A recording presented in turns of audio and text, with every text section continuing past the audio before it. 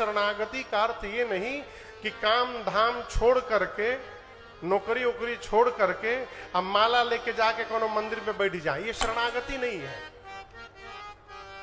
शरणागति शरीर से नहीं करनी है, शरणागति मन से करनी है। शरीर हमारा नौकरी में लगा रहे, अब मन भगवान के चरण में लगा रहे, यही शरणागति है।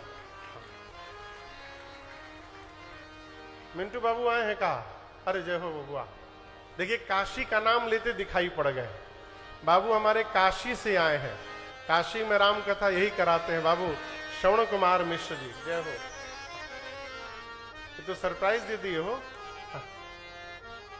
आपो के बुझाइल ह, अरे दूर नगरी बड़ी दूर फील भइल। शरणागति मन से होनी है। और हम आपको बतावें, बहुत जानकारी हो जाना भी ना ये शरणागति नहीं होने देता है। बहुत जानकारी हो जाए, शरणागति में क्या कहना है, जेहि विधिनाथ होई ही तमोरा करहु सोबे दास में तोरा।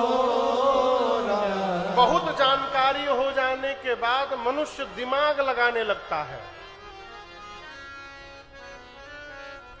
हमारे एक परिचित थे, अब तो नहीं रहे धरती पर, वो कहते थे महाराज हम तो सिलेंडर हो जाते हैं। तो पहले तो हम कुछ दिन तक समझे नहीं कि बार बार सिलेंडर सिलेंडर कहे कही रहे हैं।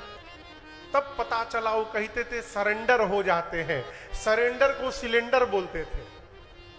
लेकिन उनकी बात मुझे बड़ी अच्छी लगी। कहते महाराज जिसको घर में आनंद में रहना है सिलेंडर हो जाइए, माने सरेंडर हो जाइए, आत्मसमर्पण करिए, प्रभु हम आपकी शरण में हैं।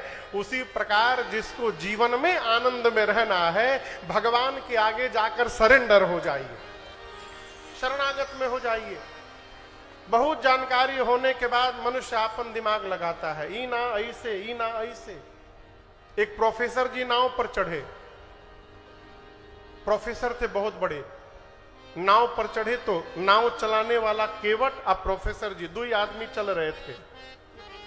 अब लंबी नदी थी, अकेले चुपचाप कैसे बैठे रहे, तो बातचीत शुरू किया जाए। प्रोफेसर जी पूछे पढ़े लिखे हो नाव चलाने वाले से? नाव चलाने वाला बोला पढ़ा लिखल रहती तो नाव चलती, अंगूठा लगाता हूं। बोले अरे बेकार, जीवन बेकार तुम्हारा। गणित जानते हो गणित? बोला नहीं गणित तो नहीं जानते। बोले 25% तुम्हारा जीवन बेकार, तुम गणित नहीं जानते हो। 10 मिनट बाद पूछे विज्ञान जानते हो? विज्ञान? बोला ना, हम नामे पहली बार सुना था नहीं। बोले 50% तुम्हारा जीवन बेकार। फिर 10 मिनट बाद प्रोफेसर जी पूछे अच्छा छोड़ो विज्ञान गणित, इतिहास भूगोल जानते हो? ना सरकार, हम तो जानते नहीं कि कुछ। 75% तुम्हारा जीवन बेकार। अभी इतनी बात हुई तब तक नाव बीच नदी में पहुंची और आया तूफान, बहुत तेज तूफान आया। प्रोफेसर महाराज तो कांपने लगे तूफान देख के। तब तक नाविक पूछा केवट तैरे जाने निरुबा? प्रोफेसर जी बोले ना।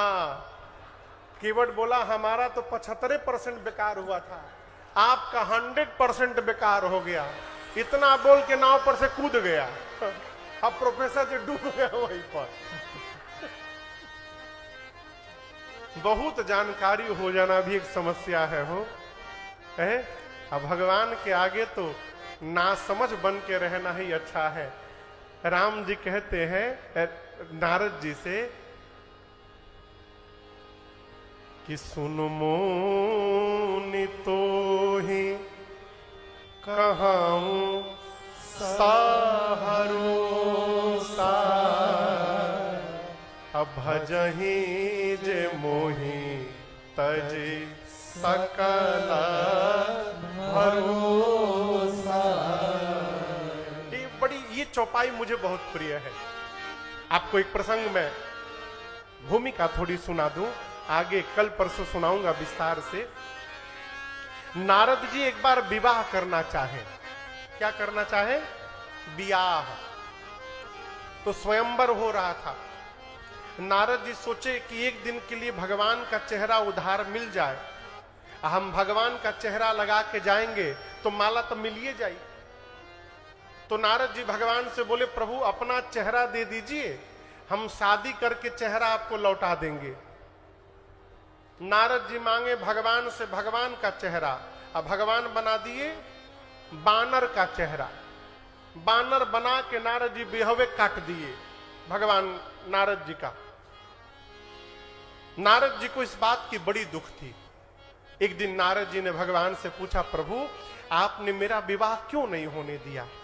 तब भगवान ने कहा, नारद जी, जो मनुष्य संसार के सभी आशाओं का त्याग करके केवल मेरे भरोसे हो जाता है, उसकी रक्षा मैं कैसे करता हूं आप जानते हैं? नारद जी बोले, नहीं जानता प्रभु। तब राम जी ने कहा, करऊं सदा कब कब सदा, कब कब सदा मने हमेशा, करऊं सदा तीन कै रखवारी।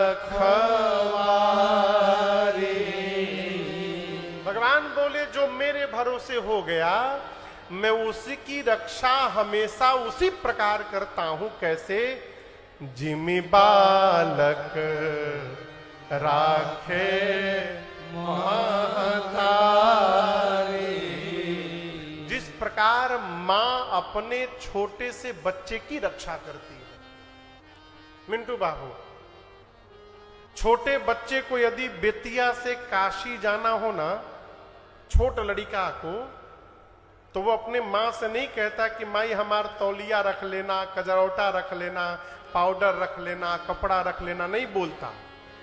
वो आनंद में रहता हो, वो मां को शरण में है, वो शरणागति भाव में चला गया है।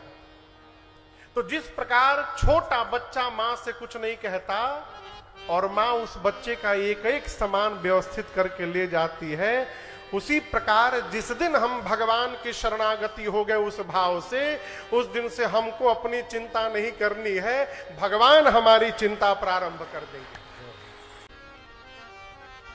अरे बांके बिहारी हो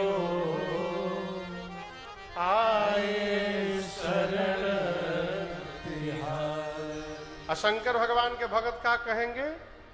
अरे भोले भंडारी हो आए शरण तिहारी। शरणागति भाव। गोस्वामी तुलसीदास जी जिस घाट पर बैठे हैं उस घाट का नाम है शरणागति घाट।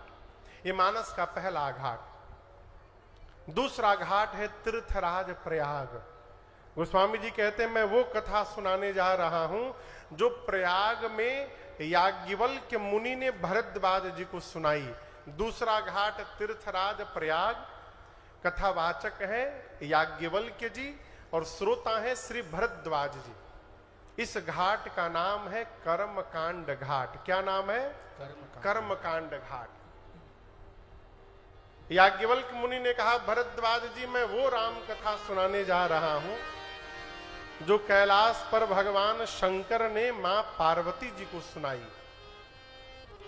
तीसरा घाट है कैलाश का दिव्य शिखर। वक्ता है स्वयं भगवान शिव, श्रोता है मां भवानी और इस घाट का नाम है ज्ञान घाट। मानस में जितनी ज्ञान की बातें हैं सब भगवान शिव ने बताई हैं। और शंकर जी कहते हैं, देवी दर्शन करिए। यद्यपि इस कथा के रचयिता शंकर जी हैं, राम जी के चरित्र की रचना किसने की है? जोर से बोलिए।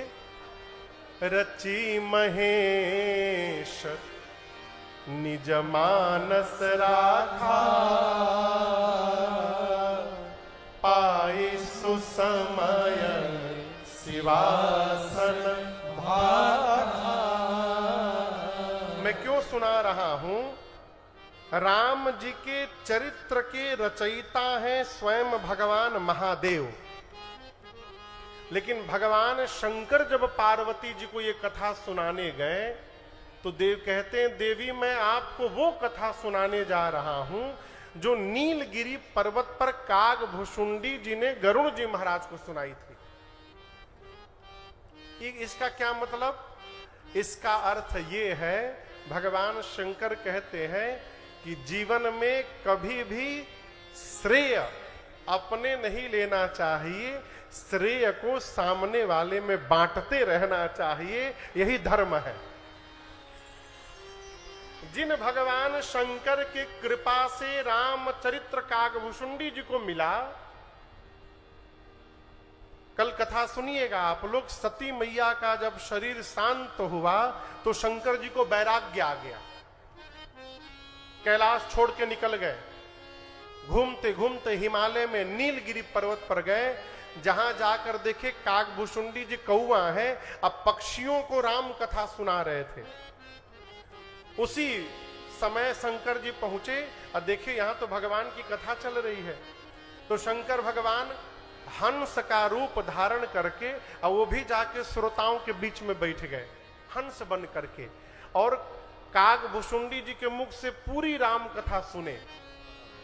वही शंकर भगवान आज पार्वती जी से कह रहे हैं, देवी मैं आपको जो कथा सुनाने जा रहा हूं, इस कथा को मैंने कागभुशुंडी जी के मुख से सुनी थी। ये मानस का चौथा घाट है नीलगिरी पर्वत। कथावाचक है कागभुशुंडी जी और प्रधान श्रोता में पक्षियों के राजा गरुड़ जी महाराज हैं। इस घाट का नाम है भक्ति घाट। क्या नाम है? पहला घाट शरणागति घाट काशी जी में, दूसरा घाट कर्मकांड घाट कहां पर? प्रयाग में, तीसरा घाट ज्ञान घाट कहां पर? कैलाश में, और चौथा घाट नीलगिरी पर्वत पर जिसका नाम है भक्ति घाट। ये रामचरितमानस के 4 घाट हैं। अब 5वां घाट बेतिया का ये पंडाल आज से बना है, ये पंचम घाट। यहां पर हम आपको कौन सी कथा सुनाएंगे? तो इन 4 घाटों पर वक्ताओं ने जो कथा गाई है, अपने पूज्य महाराज श्री के मुख से जितना मैंने सुना है और जितनी मेरी बुद्धि है, यहां पर मैं आपको सुनाने का प्रयास करूंगा। और इस घाट का नाम मैं भाव घाट, क्यों? मैं भाव से सुनाने का प्रयास करूंगा और यही आशा करूंगा कि आप उसी भाव से सुनेंगे। तो ये श्री रामचरितमानस जी का परिचय था। आज हमने और आपने इस परिचय को श्रवण किया। कल भगवान शंकर और पार्वती जी के विवाह की कथा गाएंगे। बतिया बुझाता तकाल कथा सुने नहीं खे आवे के,